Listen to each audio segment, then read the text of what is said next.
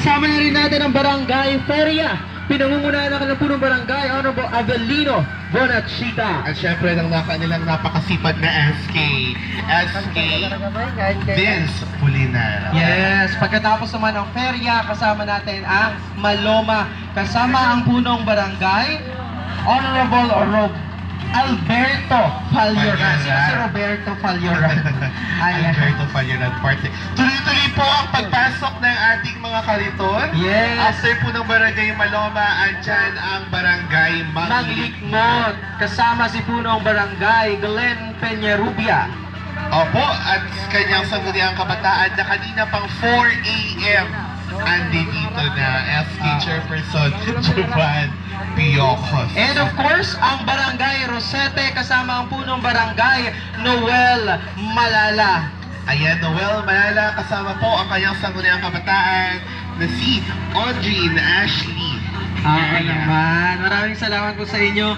And ang Barangay San Rafael, kasama si punong barangay, Marlita Santos. At ang ating sangguniang kabataan, Federation President, na kanina pang 2 a.m. Napakaaga. Opo, 2 a.m. Umuwi lang daw po siya para lang mag-CR at bumalik daw po ulit dito.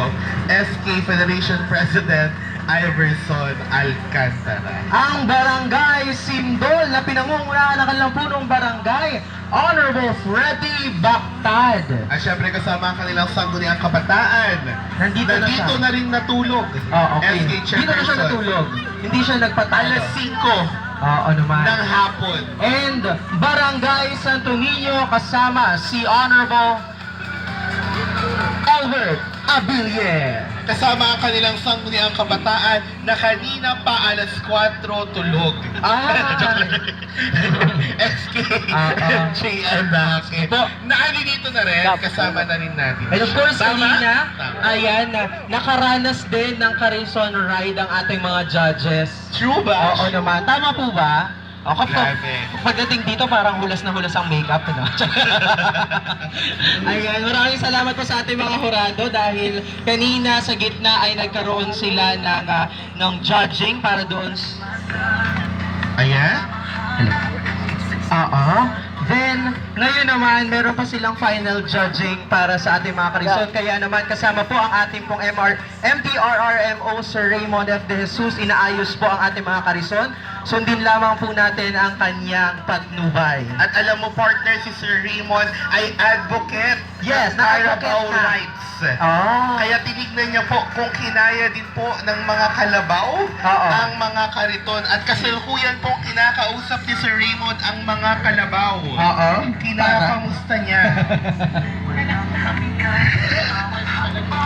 Alas 3 pa lang, umiidlip na siya. Di ba siya tulog? Ayan po, inaayos po natin ang ating mga karison. Siyempre po, tabihan nyo na ang inyong mga karison na habang sila ay naka-exhibit pa, no? Hi. Tama? Mag-photo off na sila. Kasama po natin ang ating Traffic Management Group of Sitio Lubong, Ate Tin Mawili. Talaga pong Nandito na siya nakatira. At dito na siya madedesignate. At dito na rin siya mag-aasawa. Ayan, tama.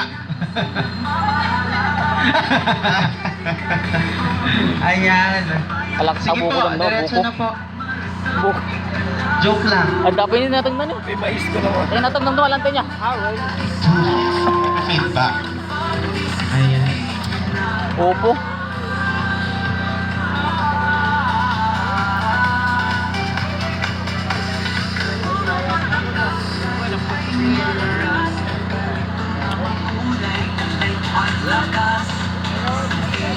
Dapat natin na Brad eh. Ayan. Ito grabe lady ah.